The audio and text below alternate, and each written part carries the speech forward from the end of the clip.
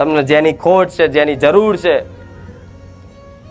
ચોથી તમારી માતા લાવે ને, એ તો તમને સપને ખ્યાલ ના હોય. દેવ કરે ને એવું કોઈ ના કરે. તમને સપને ખ્યાલ ના હોય, તમારા વિચારો બંધ થઈ જાય, તમારું જ્ઞાન બંધ થઈ જાય,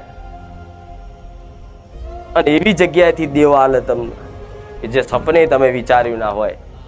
એનું નામ માવતર કહેવાય, એનું નામ માં કહેવાય, એનું નામ માતા કહેવાય. એવી તમારે ઘેર સજ. પણ તમારી માં તમારી આ હટ, તમારી આ માંગણી પૂરી નહીં કરતી, તેનું કારણ એવું નહીં તમારી માં હોભરતી નહીં. હોભરે છે ને?